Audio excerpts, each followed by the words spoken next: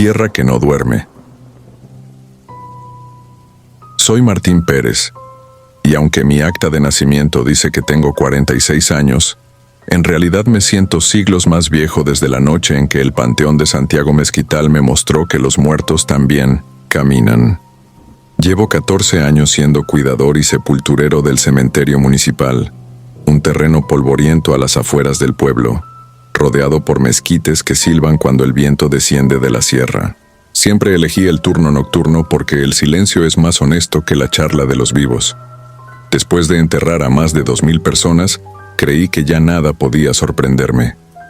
La rutina era sencilla: revisar las rejas, pasar lista a los cientos candados de los mausoleos y alumbrar con mi linterna las veredas de grava donde a veces merodeaban coyotes. Todo cambió en mayo de 2022. La tierra de la tumba 3B, una fosa humilde cubierta apenas con una cruz de ocote, apareció revuelta como si alguien hubiese escarbado con desesperación. Pensé en perros callejeros, pero no había huellas ni basura mordisqueada. Al día siguiente, idéntico desorden. La tierra respiraba, inflada y agrietada, como si algo se moviese desde abajo. Reporté la anomalía al administrador, don Aurelio, un hombre práctico que solo me pidió rellenar la fosa y colocar un cerco de malla ciclónica alrededor de las tumbas vecinas. Obedecí, clavando estacas a medianoche, mientras el foco amarillento de la caseta titilaba entre polillas. Sin embargo, la madrugada siguiente hallé la malla cortada y la tierra removida de nuevo, más profunda, como si manos obsesivas trabajaran sin descanso.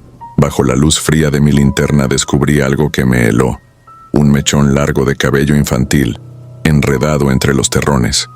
A partir de entonces dejé de pasear por el panteón, lo patrullaba con la linterna pegada al pecho y la escopeta de sal que usábamos para espantar animales grandes. Cada crujido de rama era un disparo en mi imaginación. 13 noches pasaron sin que pudiera dormir ni de día ni de noche.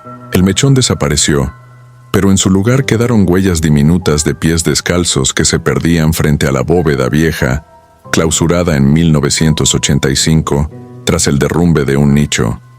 Allí nadie entraba desde entonces. El 20 de mayo decidí terminar con el misterio. Apagué la caseta, me escondí tras el ángel de mármol que protege a los niños difuntos y esperé. El reloj marcaba la 1:21 cuando escuché el susurro, el roce de uñas contra la tierra. Avancé. Allí estaba él, agachado, excavando con los dedos como un topo. Un muchacho escuálido, quizá 13 años, con un camisón gris desgarrado. Su piel parecía harina mojada. Me aventuré a hablarle, pero mi voz murió en la garganta. El chico giró la cabeza y el crujido de sus vértebras sonó como ramas secas. Entonces comprendí que el hoyo bajo sus rodillas no era un simple boquete, era un túnel que exhalaba un olor húmedo y ferroso, similar al de las minas abandonadas. El joven hundió el brazo hasta el codo, palpó algo y esbozó una sonrisa sin labios. Retrocedí y tropecé con una lápida. La linterna rodó. Vi al muchacho emerger con la tapa de un féretro infantil, carcomida, con el vidrio astillado desde adentro. El aire me faltó. Corrí hacia la reja, pero un estruendo me detuvo. La campana de los difuntos, oxidada desde los 90, repicaba sola. Me quedó claro que aquello no era humano. Una hilera de figuras se recortó contra el resplandor lunar. 5, 6, tal vez más, todos niños, envueltos en harapos, con las cuencas hundidas. No caminaban, se deslizaban sobre la grava, susurrando un quejido parecido al viento. Sin recordar cómo llegué, me vi empujando la puerta de la bóveda clausurada. El candado colgaba abierto. El hedor dentro era insoportable. Vela rancia, polvo y carne macerada. Bajé los escalones iluminando santos ennegrecidos.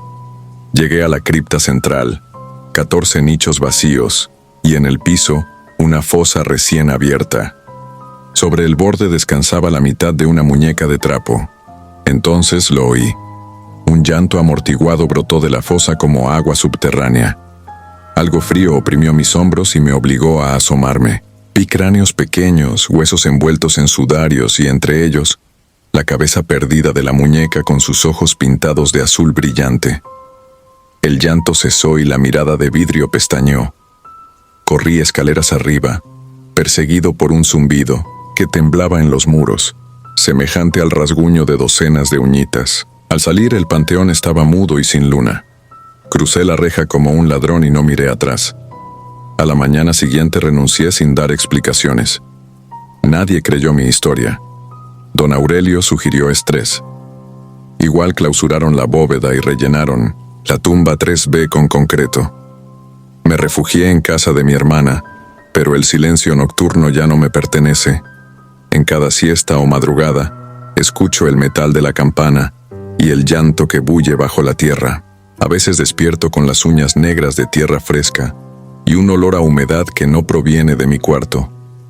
Busqué ayuda en el padre Joaquín, me roció agua bendita y murmuró que en aquel cerro hubo un orfanato incendiado durante la rebelión cristera, cuyos niños acabaron en fosas comunes. Sus palabras no ofrecieron sosiego. Probé a dormir con la luz encendida y a tragar pastillas que me dejaban aturdido, pero el campanilleo volvía apenas cerraba los ojos. Días después, la radio local anunció que unos ladrilleros hallaron osamentas infantiles en el arroyo viejo a 1 kilómetro del panteón. Entendí que el subsuelo entero es un osario, una boca abierta. Así lo comprendí aquella madrugada interminable, cuando la oscuridad parecía un animal que respiraba y su aliento olía a tierra húmeda y niños sin nombre. Ahora vivo en otra ciudad y soy velador de un estacionamiento subterráneo. La gente muerta no conduce autos, pensé. Sin embargo, a las 3 de la mañana escucho pasitos descalzos entre los pilares de concreto. Entonces recuerdo que, por más que uno corra, la tierra siempre te sigue. La fosa impía. No soy de los que creen en aparecidos, pero desde la noche en que abrí aquella tierra, dejé de dormir sin la luz encendida. Me llamo Jorge Luna, tengo 42 años y hasta hace poco trabajaba como cuidador en el Panteón San Miguel, a las afueras de Xalapa, Veracruz. Entré en marzo de 2023, cuando la fábrica de piezas electrónicas donde soldaba placas cerró. Un amigo del ayuntamiento escuchó que el viejo sepulturero se había jubilado y creyó que el cementerio era un sitio tranquilo para alguien que solo deseaba un sueldo estable. Acepté porque la muerte ajena, pensaba, no muerde. Las primeras semanas solo hubo rutina: cortar maleza, limpiar nichos, llevar registros al LIC. Mateo Roldán, el administrador. Él archivaba todo 2 veces, en una libreta de tapas negras y en un programa obsoleto que corría en una computadora polvorienta. Era de pocas palabras pero meticuloso. Si alguien preguntaba por una tumba de 1930, él podía decir cuántas veces la habían visitado. Una tarde húmeda de octubre me indicó que cavara una fosa en el cuadrante norte, la parte más antigua y olvidada. Me extrañó porque los nuevos entierros se hacían al sur, donde el terreno es firme. Anotó el lote en su libreta, me entregó el croquis y dijo sin levantar la vista: debe estar lista en 48 horas. El suelo cedía demasiado fácil, casi como arena removida. A medio metro golpeé con la pala algo duro y hueco, no madera sino metal. Descubrí la mitad superior de un ataúd de acero, sin corrosión evidente. Revisé el registro. Aquel punto figuraba como vacante. Llamé al licenciado. Llegó, miró el ataúd como si ya lo hubiera esperado y ordenó que lo tapara y siguiera cavando en otro lado. No te metas, murmuró, y se marchó con la libreta apretada contra el pecho. Aquella noche me venció la curiosidad. Regresé con la linterna del celular y retiré la tierra hasta dejar expuesta la tapa. No había candados, bastó palanquear con la pala para abrirla. El hedor no fue insoportable, apenas un tufo rancio. Dentro yacía un hombre alto, con traje, gris de corte reciente. La piel, aunque cerosa, Aún conservaba rasgos nítidos. Incluso la barba parecía recién recortada. En la muñeca colgaba la pulsera plástica típica de los hospitales, sin nombre visible. No podía llevar allí ni un mes. Subí trastabillando la escalera de cuerda. Pensé en la policía, pero antes consulté al licenciado. No contestó su celular. Volví al cuarto de herramientas. Al cerrar la puerta escuché a lo lejos un golpe sordo de metal contra metal, como si alguien hubiera cerrado la tapa que yo dejé abierta. A la mañana siguiente presenté un reporte en la comandancia. El oficial de guardia soltó un suspiro, escribió sin interés y prometió enviar una patrulla. Vinieron al caer la tarde. 2 agentes jóvenes. Les mostré la tumba. Encontraron el ataúd otra vez cubierto de tierra, con el montículo perfectamente alisado, como si nadie lo hubiera tocado. Pensé que enloquecía, hasta que uno de los policías se agachó y halló, aún húmedos, restos de cal fresca entre los terrones. Tomaron fotografías, botaron tierra, abrieron el féretro y vieron lo mismo que yo. Pero apenas anotaron el hallazgo, sus radios crepitaron, recibieron una orden y guardaron silencio. Me dijeron que se encargaría la fiscalía y se marcharon sin retirar el cuerpo. Esa noche los candiles del pasillo que conducía a la bodega parpadearon hasta apagarse. Escuché pasos arrastrados entre los nichos y un murmullo que jamás descifré. Desde la ventana vi una camioneta negra estacionada fuera de la reja. Las luces se apagaron cuando intenté acercarme. El vehículo se perdió entre la neblina que sube del río. Antes de amanecer, alguien rayó la puerta de mi caseta con tiza blanca. Un círculo dividido por una cruz torcida, símbolo que nunca había visto. Pregunté al licenciado por el extraño entierro. Me recibió en su oficina, las persianas bajadas. Sobre el escritorio estaba la libreta, abierta justo en la página donde debería figurar el lote. El renglón ahora mostraba un nombre escrito con tinta nueva: Tomás Altamirano, inhumado 7 de octubre de 2023. Él afirmó que todo estaba en orden y me advirtió que dejara de hacer preguntas si quería conservar el empleo. A los pocos días, celebraron el sepelio previsto. Un cajón de pino burdo acompañado por media docena de deudos silenciosos. El sacerdote pronunció una homilía breve. Yo sostenía la cuerda mientras el ataúd bajaba. Sentí que pesaba demasiado. Cuando tocó fondo, brotó por un resquicio un líquido oscuro, casi negro, que olía a formol. Uno de los deudos, un hombre calvo con traje raído, me observó fijamente y sonrió. Esa misma noche, volví a la fosa de metal. Había desaparecido. En su lugar quedaba un hueco relleno con cal y restos de huesos animales. Las huellas de neumáticos marcaban la arcilla húmeda. Corrí a la oficina. La computadora mostraba una pantalla azul, como si alguien la hubiera apagado de forma brusca. La libreta ya no estaba. Al amanecer siguiente encontré la caseta revuelta y sobre mi catre, la pulsera plástica del cadáver, aún resbalosa. Decía: Altamirano, Tomás, donación anatómica. Dentro había enrollado un recibo del crematorio municipal con el nombre Roldán como firmante. No necesitaba más para entender que el licenciado ocultaba algo turbio, quizá una red de minaratientos, cuerpos robados o tráfico de órganos. Denuncié otra vez. El agente que me atendió bajó la voz y me confió que varios cuerpos se habían extraviado de la morgue regional. Todos eran donantes registrados que, según expedientes, habían sido incinerados. Esa misma tarde el licenciado no volvió a su despacho y la oficina quedó clausurada con cintas de asegurado. Creí que era el final, pero la verdadera pesadilla comenzó cuando regresé a mi cuarto. Mi perro, Rango, yacía degollado junto a la puerta. En la pared escrita con la misma tiza blanca la frase: «Cava tu silencio». Empaqué lo poco que tenía y me largué rumbo a Puebla, donde un primo me ofreció un colchón en su taller mecánico. Llevo 8 meses lejos, y sin embargo cada madrugada, entre el sueño y la vigilia, escucho el chirrido de una tapa metálica, deslizándose y veo los ojos opacos de aquel desconocido abrirse bajo la luz temblorosa de mi celular. A veces despierto oliendo formol. He intentado convencerme de que todo fue crimen humano y nada sobrenatural, pero hay noches en que la lógica se desmorona. Pienso en el círculo con la cruz torcida, en la cal, en el peso imposible del ataúd de pino, en la sonrisa del deudo calvo. Me pregunto cuántas fosas vacantes ocultan historias parecidas y cuántos cuidadores como yo callan para seguir cobrando el sueldo. Si cuento lo ocurrido, es porque temo no ser el último. Tal vez usted visite un cementerio y vea tierra, removida donde no debería haber nada. Antes de curiosear, recuerde mi relato. Hay secretos que respiran bajo la tierra y manos dispuestas a silenciar a quien los descubra. Lo que llamó mi nombre aquella noche en Xalapa todavía anda suelto, vestido de traje gris, esperando que alguien vuelva a desenterrarlo.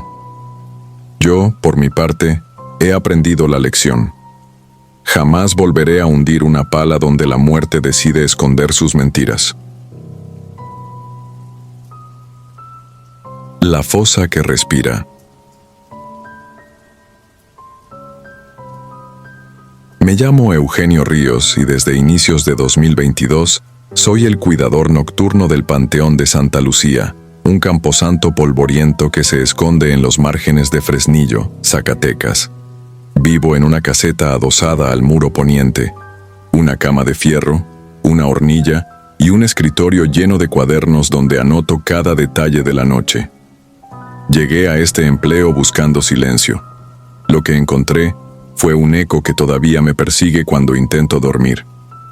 El trabajo es sencillo, en apariencia. A las 11 cierro la reja de herrería, recorro las 8 manzanas de tumbas con una linterna LED y verifico que ninguna veladora encendida pueda provocar incendio. La tierra huele a flores marchitas y a óxido. A veces los coyotes aúllan desde el cerro. Otra sopla un viento tan frío que las cruces metálicas gimen como bisagras viejas. Con el tiempo la negrura se vuelve una manta familiar y uno aprende a distinguir lo real de los susurros de la imaginación. Todo cambió la madrugada del 15 de marzo de 2025. Eran las 2:10 cuando vi, al fondo de la sección más vieja, una silueta encorvada que parecía escarbar con las manos desnudas. Pensé en un ladrón de reliquias. Los drogadictos suelen arrancar placas de bronce para venderlas como chatarra. Apunté la luz, pero el haz solo iluminó polvo suspendido. La figura se había esfumado en un parpadeo. Me convencí de que el cansancio jugaba conmigo. 2 noches después, a la misma hora, el espectro regresó. Me escondí tras un mausoleo y observé. La linterna temblaba en mi mano, así que mantuve el haz bajo. Lo que vi me heló la sangre. Un cuerpo altísimo, casi humano, delgado al punto de la inanición. Sus brazos parecían cañas secas y sus uñas, negras y largas, arañaban la tierra con una urgencia hambrienta. Cada rasguño dejaba escapar un olor rancio, mezcla de metal y suelo mojado. No emitía voz alguna, solo un resuello parecido al siseo de carbón recién encendido. Al amanecer, inspeccioné el lugar. Encontré un pequeño montículo removido frente a la lápida de Bruno Ortiz. Nada raro, salvo la inscripción, 1950-2026. Sentí un tropiezo en el estómago. Estamos en 2025. Creí que el último dígito era un 0 erosionado, pero la fecha se leía con perfecta nitidez. Busqué el nombre en los libros parroquiales que conservo en la caseta. No existía ningún Bruno Ortiz enterrado allí. La sepultura era oficial, sellada con concreto desde 1999. Pero en el registro se mencionaba un NN masculino, 12 años. El desconcierto se pegó a mi pecho como una garra.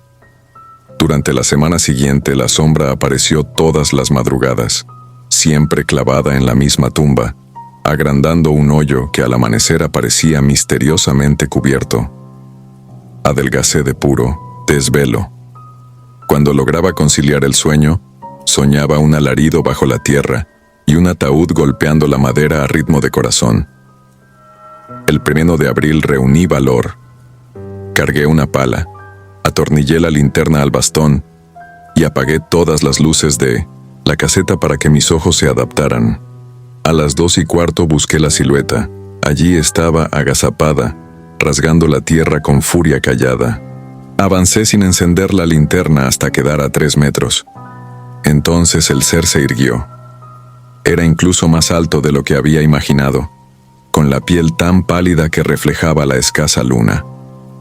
Sus ojos carecían de blanco, 2 cuencas profundas, negras y brillantes como obsidiana mojada. Sentí que la presión del aire se hundía sobre mis pulmones. Cuando mi dedo rozó el interruptor, la criatura giró la cabeza de un tirón y me miró. No podría jurar que habló, pero supe lo que decía. No es tuya esta tierra todavía. La linterna se encendió sola, deslumbrante.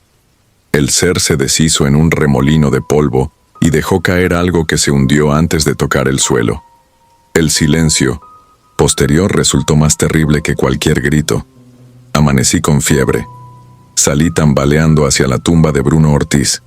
La fecha final había cambiado. Ahora decía 1950, 2025. Sentí que el universo me apuntaba con un dedo descarnado. Esa tarde, en el archivo municipal, hallé un acta de nacimiento manchada. Eugenio Bruno Ríos Ortiz, nacido el 12 de mayo de 1950. Mi segundo nombre, Bruno, jamás lo uso. Mi madre lo agregó para complacer a mi abuelo y quedó en el olvido. El acta registraba mi existencia y, allí mi garganta se cerró, un apunte a lápiz apenas visible. Defunción pendiente, reposo en Santa Lucía. Aquello era una broma macabra o el diseño de algo que me superaba. Regresé al cementerio dispuesto a renunciar. Metí mis pocas pertenencias en una mochila. Mientras cerraba la cremallera, escuché pasos arrastrados frente a la caseta. Miré por la rendija. El espectro se erguía con un bloque rectangular en brazos envuelto en tela negra. Golpeó la puerta 3 veces, golpes huecos como palada en ataúd vacío. Contuve la respiración y no abrí. Después de un silencio espeso, los pasos se alejaron y el aire recuperó su peso normal. Al alba descubrí el paquete frente a la puerta, una lápida nueva, aún húmeda, con mi nombre completo y las mismas fechas recién talladas. Bajo la inscripción, una mano de dedos larguísimos marcada como sello de autor. El mensaje era claro. Mi lugar estaba preparado. Fui a la comandancia, conté lo ocurrido a un policía somnoliento. Prometió mandar una patrulla que jamás llegó. A mediodía un anciano en la plaza me lanzó una advertencia. El panteón cobra a los que miran de más. En otro momento, lo habría tomado por chisme de pueblo. Ese día me instaló otra piedra en el estómago. Aquella noche no realicé la ronda. Me atrincheré en la caseta, luces apagadas, crucifijo en mano. A las 2:15 el suelo mismo vibró, como si un corazón enorme latiera bajo las lápidas. La puerta se abrió sin toque, empujada por un viento interno. En el umbral se alzó la sombra, tan alta que el techo crujió. Avanzó un paso, y aunque no poseía labios, sentí su sonrisa fría colonizar el cuarto. Eché la mesa al suelo, salté por la ventana y corrí sin mirar atrás. Al saltar el muro trasero rasgué mi pierna con la púa de una reja, pero el dolor me sostuvo despierto mientras cruzaba la carretera con la ropa pegada de sangre y tierra. Ahora escribo esto desde un cuarto de pensión en Aguascalientes. Son las 02:14 am. Y cada noche, justo a esta hora, el teléfono vibra sin mostrar número.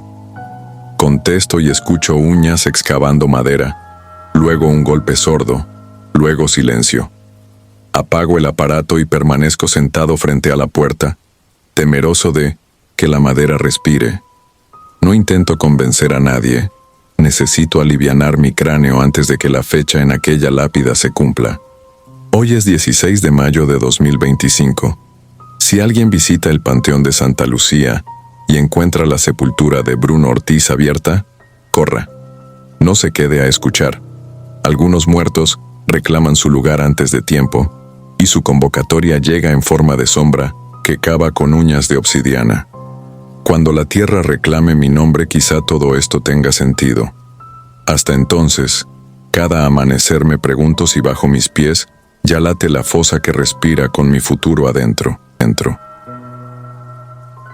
La tierra hambrienta.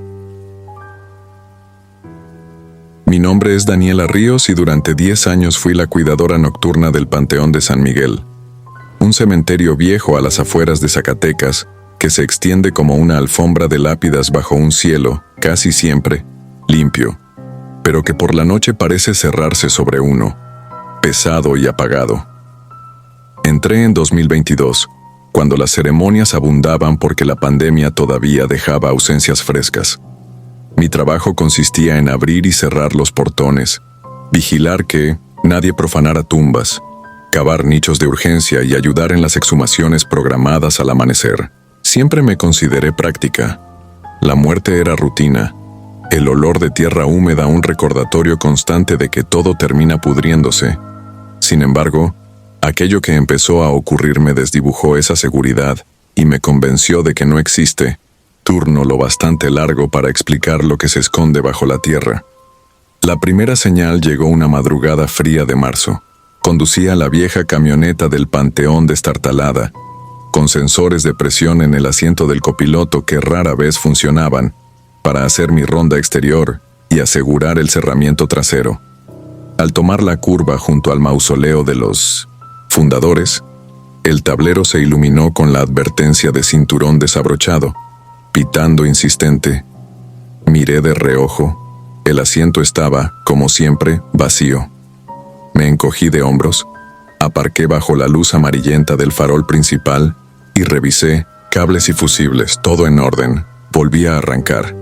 Apenas avancé 10 metros, la alarma regresó, más aguda, casi quejumbrosa.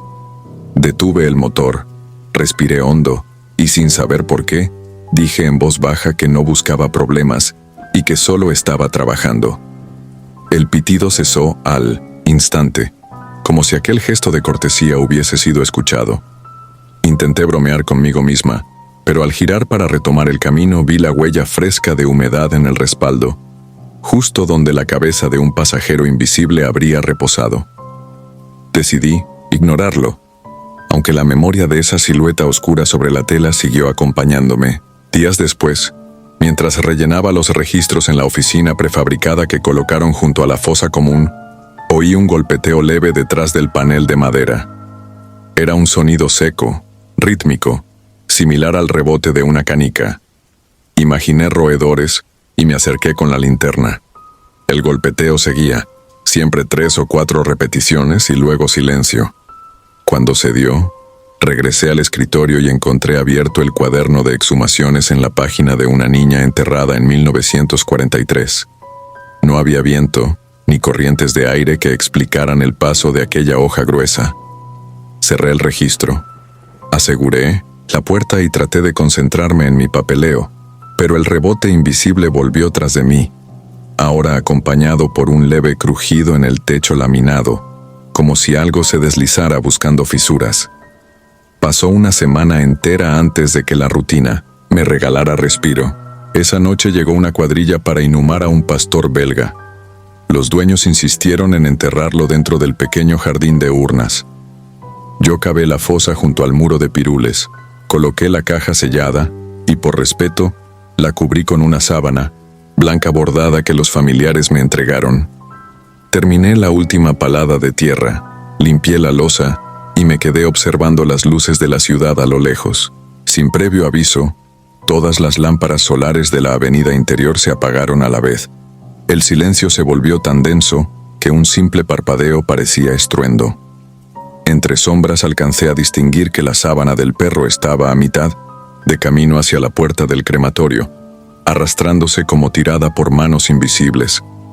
Corrí tras ella, pero antes de alcanzarla la tela se levantó con un chasquido y desapareció tras la esquina del edificio. Al doblar no había nada, solo la puerta metálica abierta de par en par y el ahogo sofocante del horno encendido sin que yo lo hubiera puesto en marcha. Lo apagué con paso tembloroso, acomodé la sábana donde debía estar y tomé un par de fotos tanto por protocolo como para convencerme más tarde de que no había sido un sueño. A la mañana siguiente revisé las cámaras de seguridad. A las 2:17 de la madrugada se veía una ráfaga blanca atravesar el pasillo, pero el registro se detuvo justo cuando entraba al plano. El encargado de sistemas juró que se trataba de un fallo de transmisión, mas ninguno de los otros canales sufrió cortes. No comenté más, aunque anoté en mi cuadernillo la hora exacta y un detalle que no dejaba de inquietarme. Justo antes del apagón de lámparas, el sensor de movimiento del mausoleo familiar más antiguo, aquel donde descansan los restos de un minero sin nombre, se activó 9 veces consecutivas. Las cosas empeoraron en abril, cuando me asignaron la tarea de supervisar las exhumaciones de nichos antiguos para trasladar restos al osario general. Era un trabajo delicado. Abrir lápidas estrechas, retirar huesos sin dañar urnas improvisadas, fotografiar las piezas y colocarlas en nuevas cajas numeradas. Una noche saqué los últimos restos de un panteonero del siglo XIX, al menos así lo decía la placa corroída, y los dejé sobre una camilla metálica para limpiarlos. Entonces escuché el tintineo de la pala golpeando sola contra la pared del nicho vacío. Giré con el corazón desbocado. La pala estaba donde la había dejado, recargada en el muro, pero ahora temblaba como si alguien sostuviera el mango. Me acerqué despacio, comencé a rezar mentalmente y el temblor cesó. Al tomarla sentí la madera húmeda como si hubiera sido sumergida en agua helada. Di un paso atrás y oí algo parecido a un suspiro colectivo dentro del pasillo. Un susurro sin palabras, solo un viento que sale de muchas bocas a la vez. Decidí terminar cuanto antes. Al introducir los huesos en la caja, sentí una punzada aguda en la muñeca izquierda, justo donde la piel roza la tela del guante. Se formó un hematoma morado que ardía como quemadura, y mientras lo observaba, noté la impresión clara de 4 dedos y un pulgar, demasiado pequeños para ser de hombre, demasiado finos para pertenecerme. Volví al cuaderno y marqué la fecha con tinta roja, pero cuando coloqué la tapa leí, en la esquina superior de la página, una frase escrita con la misma caligrafía que uso para firmar el turno.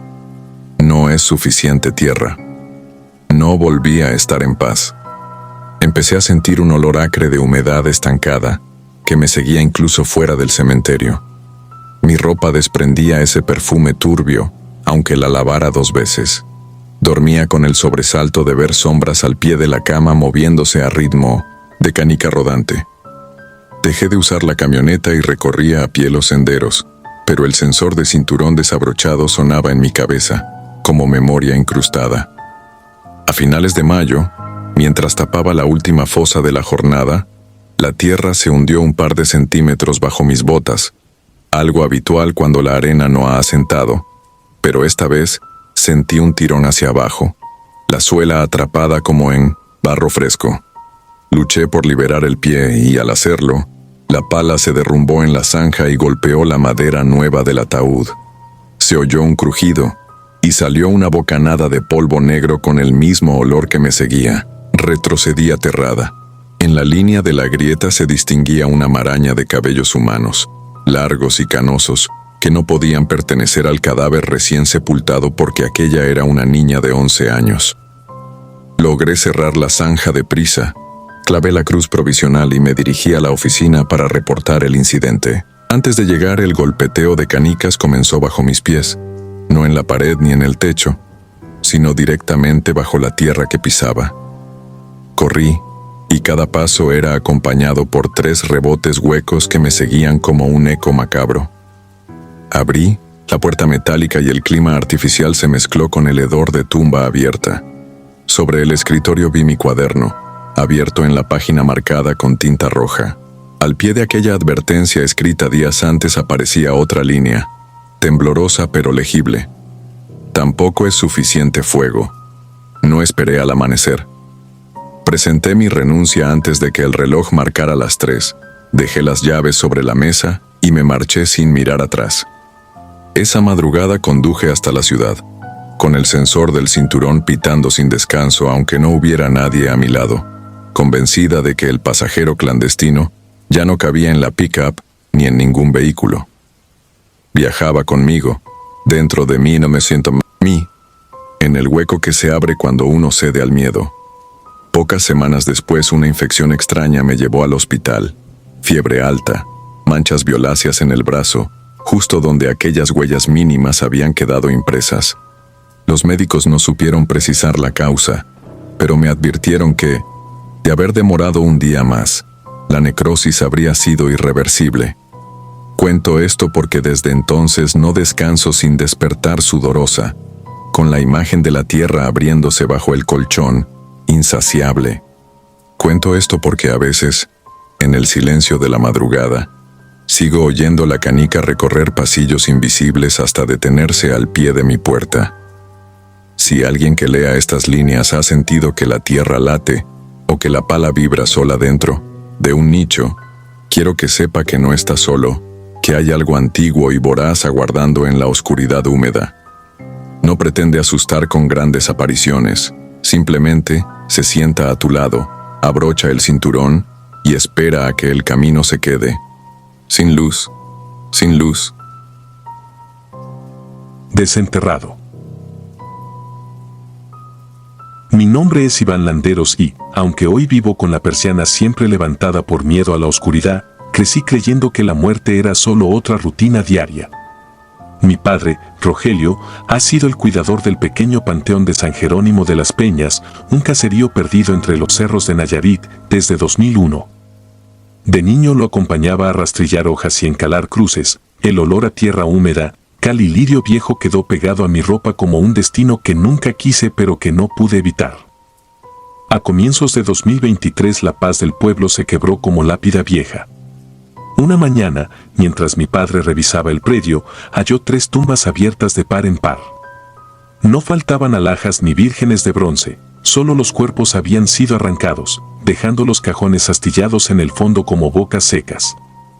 El rumor se esparció en minutos, que si brujos, que si narcos coleccionando huesos para sus supersticiones, pero nadie quería hablarlo en voz alta.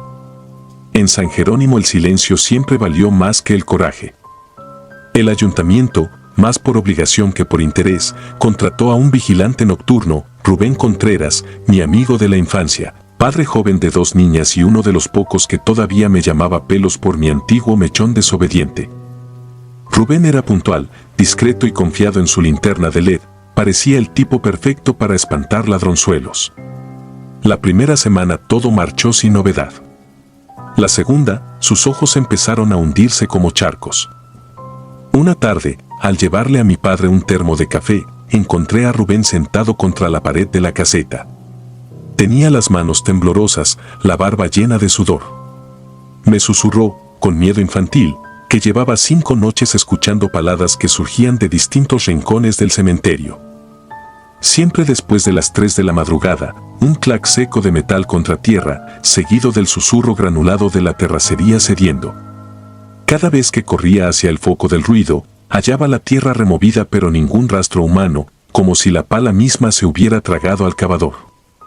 Rubén anotaba la hora y el lugar de cada evento en un cuaderno escolar.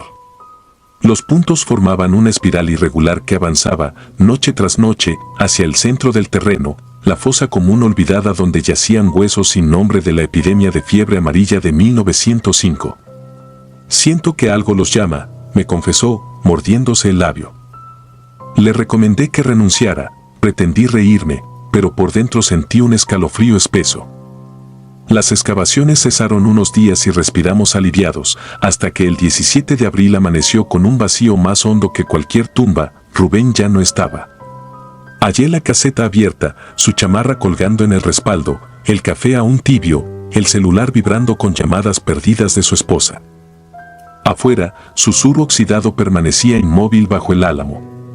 No había huellas ni notas, solo una sensación de abandono antinatural, como si el aire mismo hubiese aprendido a mentir. Reportamos la desaparición, vino la policía estatal, tomó fotos y prometió investigar. A los 3 días dejaron de contestar el teléfono. En el pueblo corrió la versión de que Rubén había huido con alguna amante, pero nadie se tragó la fábula. Él no se habría marchado sin sus hijas, mucho menos dejando su billetera en la guantera del coche. su madre, doña Amalia, me rogaba cada tarde a la salida de la tienda que no dejara morir el asunto. Yo sentía la culpa taladrándome el estómago, porque si un amigo te confía su miedo y tú no haces nada, el miedo se convierte en deuda. La quinta noche después de su desaparición me ofrecía cubrir el turno, aunque mi padre protestó. Necesitaba respuestas o, al menos, pruebas de que la realidad seguía teniendo bordes definidos. Llevé una linterna de mano, una cámara de acción y una pala vieja, para defenderme de quién sabe qué fantasmas de carne o hueso. El viento se colaba entre los cipreses como un rezo ronco, todo olía a flor marchita y óxido. A las 2:57 de la mañana escuché la primera palada, un golpe hueco, al noreste, donde descansaban los extranjeros sin parientes. Corrí, alumbrando el sendero de grava. La tierra bajo el as temblaba, inflándose como un pulmón subterráneo. Entonces cesó, la superficie quedó lisa, sin montículos ni grietas. Un murmullo sordo, quizá mi corazón, llenaba el aire. Di un paso y el suelo colapsó un palmo, peleando por tragar mi bota. Retrocedí. Algo allá abajo había cedido como carne. Grabé todo, pero la cámara captó solo oscuridad y el jadeo frenético de mi respiración. A las 3:21 de la mañana el segundo golpe llegó desde la parte vieja, junto al osario. Esta vez distinguí una silueta contra la cruz rota del licenciado Miranda. No era persona ni sombra, era un hoyo que se movía, una ausencia que gateaba entre tumbas dejando la tierra hueca. El pánico me heló los músculos. Quise gritar el nombre de Rubén, pero la voz se me quebró en la garganta. La figura se desvaneció al pie de la fosa común. Me atreví a acercarme solo cuando amaneció. La espiral que Rubén había trazado se había completado. Todas las tumbas de la periferia mostraban surcos recientes, como si algo hubiera salido y no entrado. En el centro, la fosa común lucía abierta a medias. Bajo los tablones podridos asomaba un túnel estrecho que no estaba la semana anterior. Descendí 2 escalones de tierra y el olor me golpeó, no era putrefacción, sino tizne, como si hubieran quemado raíces y hueso.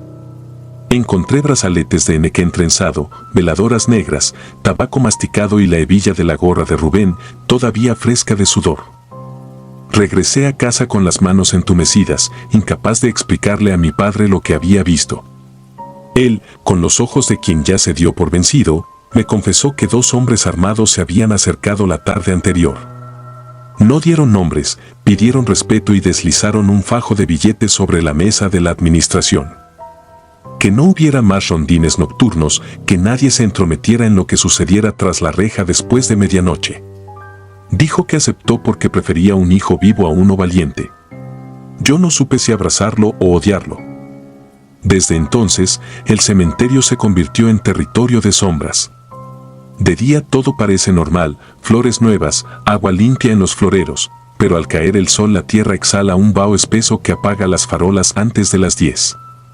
Los perros del barrio aúllan mirando la loma, y todos fingen no escucharlos. Quise denunciar, ¿pero a quién? En el Ministerio Público ni siquiera archivaron la carpeta. Sin cuerpo no hay delito, sentenció el agente. Guardo todavía la grabación de aquella madrugada. Si la reproduzco con audífonos, puedo oír un lamento dentro del golpe de la pala, un gemido de alguien tragando tierra, o tal vez la voz de Rubén pidiendo ayuda desde un pasillo que no existe. A veces creo distinguir mi nombre susurrado entre crujidos y entonces arranco los audífonos de un tirón porque temo responder. He intentado editar el audio, limpiar ruidos, pero solo obtengo frecuencias que los programas marcan como inorgánicas, picos imposibles que rompen el espectro. Mi padre ya no pisa el panteón por las noches. Aprovecha la excusa de su edad y deja el candado a medio girar para que no se quiebre el hierro, como si el óxido fuera peor que lo que se arrastra adentro.